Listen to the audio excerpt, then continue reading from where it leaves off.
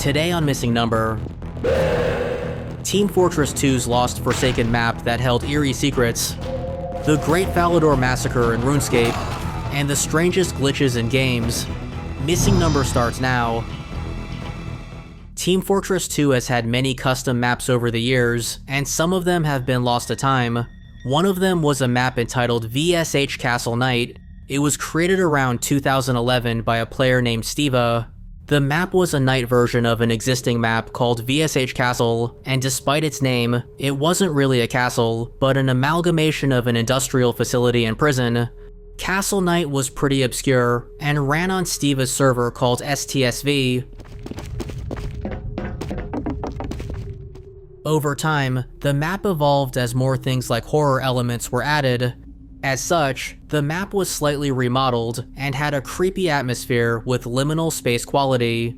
One Reddit user who played the map at the time recalled how mysterious it was to the few people who played it. Some speculated that the map's design was a map building error, but the beta version of the game was already weird from the start. Eventually, the map became so elaborate that Steva tried turning it into a standalone game mode called Ghost Fortress 2. The map was subsequently rebuilt, but for some mysterious reason, the project was abandoned at some point. Then in November 2015, Steva's server shut down, making the map unplayable. And as time went on, the map's files were seemingly lost forever. That is until 2020. Apparently, Steva ended up finding the files for the map and uploaded it to GitHub. These files were the final ones before the map transitioned into a standalone game mode. However, some textures and models were missing. A year later, a version with the whole content was recovered from an old formatted hard drive and uploaded to GitHub. The map was now playable in all its former glory. When exploring Castle Night, numerous events occur like blackouts and doors shutting on their own. The screen also shakes and changes colors, and the sounds of thunder and whispering can be heard. A bloodstain is also visibly smeared on a particular wall, but sometimes it doesn't show up when the map is reloaded. The events seem to happen randomly. On rare occasions, your character will fly backward and behave erratically, as if possessed by a ghost. A ghost girl can be seen at different times and locations. One particular place she haunts is a prison area that's blocked off by a door. At first, it seems like there's no way to open it, but if you shoot the panel in the downstairs generator room, the door will open if you hit it numerous times. There's also more subtle things like a fire alarm that can be activated. Here's gameplay footage of the map, which consists of multiple playthroughs spliced together.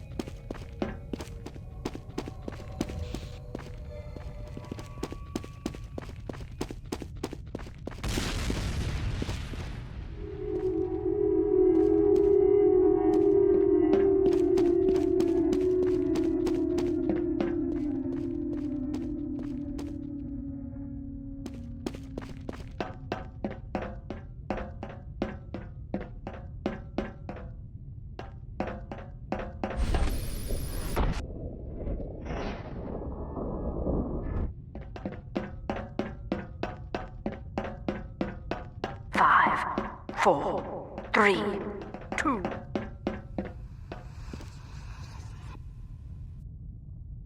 Five, 4, 3, 2, 1. Control point enabled. Get going.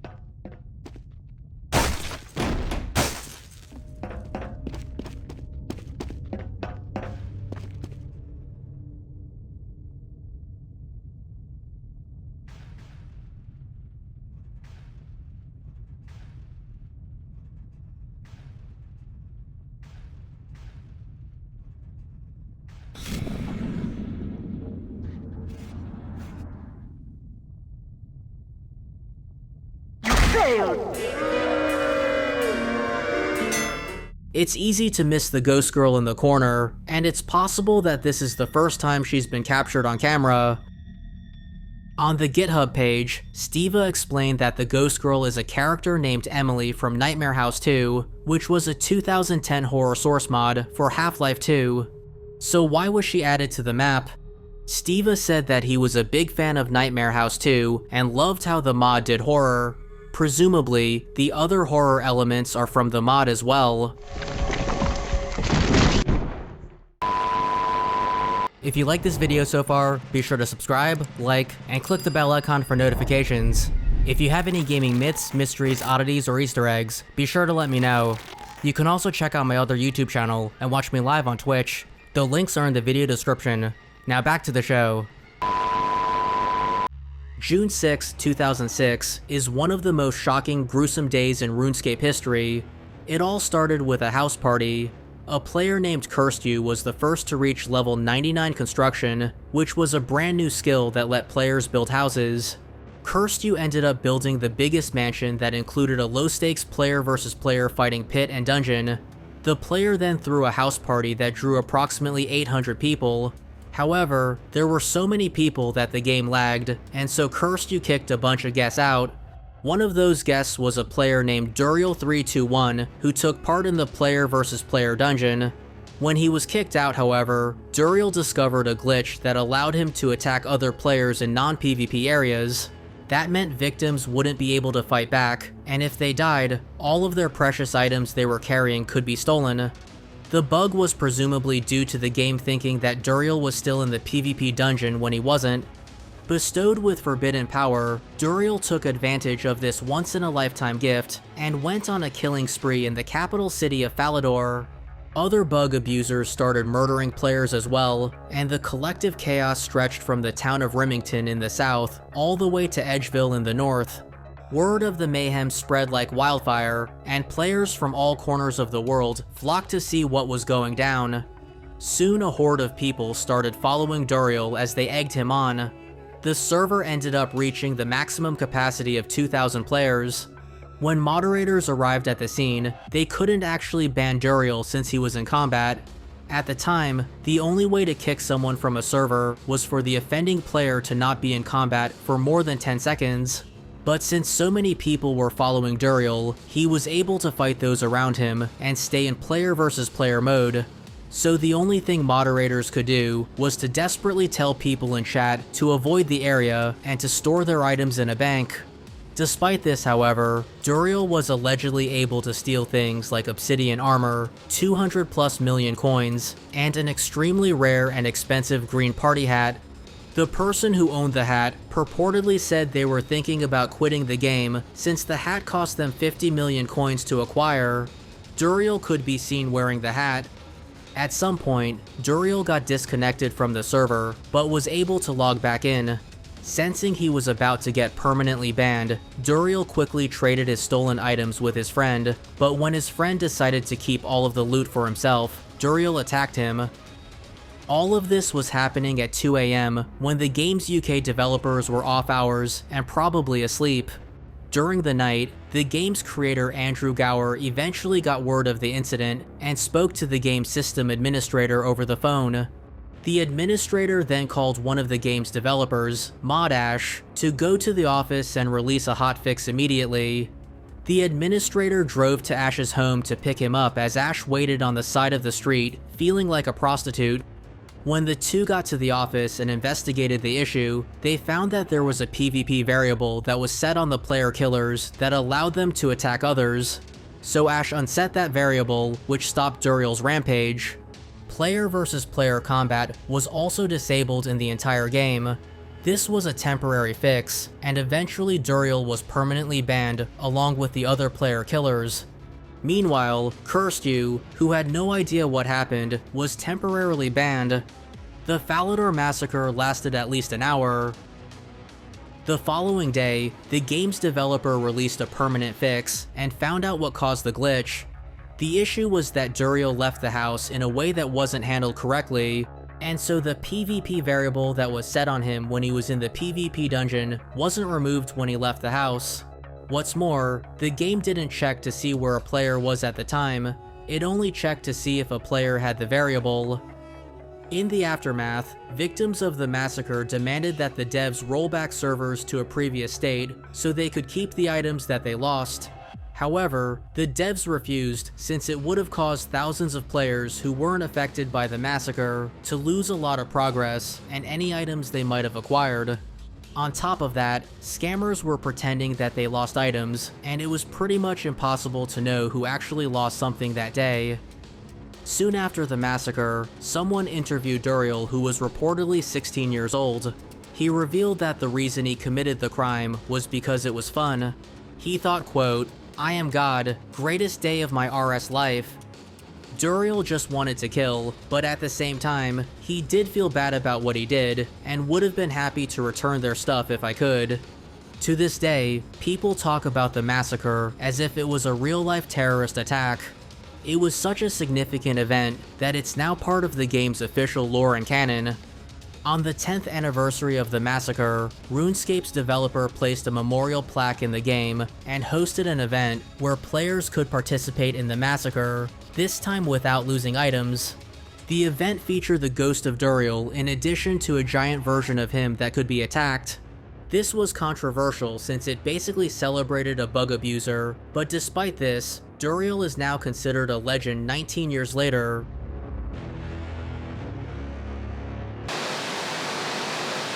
Around the world, players have encountered strange glitches and unexpected moments in their games.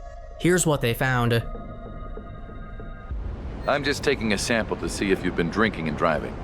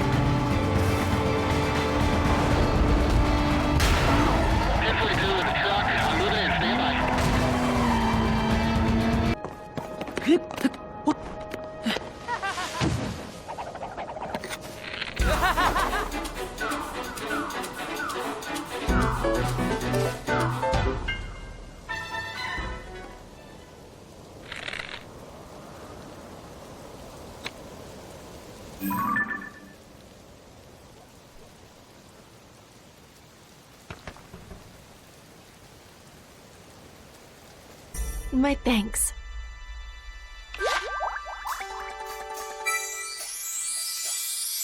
New split ball in play now. That's 2. We're ready. Good point. Enemy just stole the ball from your base.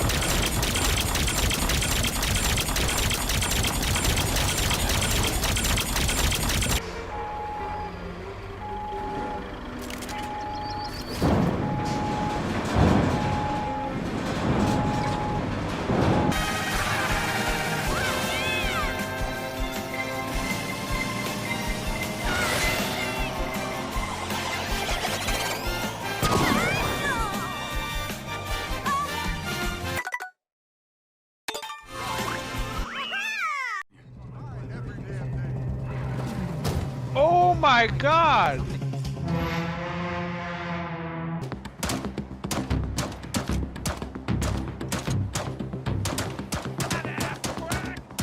Alright, can you steal the other people's cars?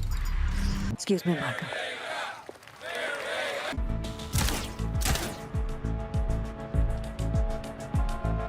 What? Oh, what?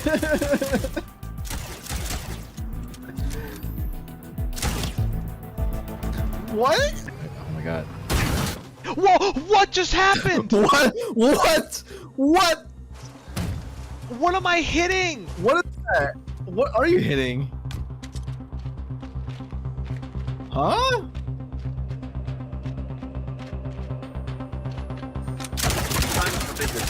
Shooting these robots will come.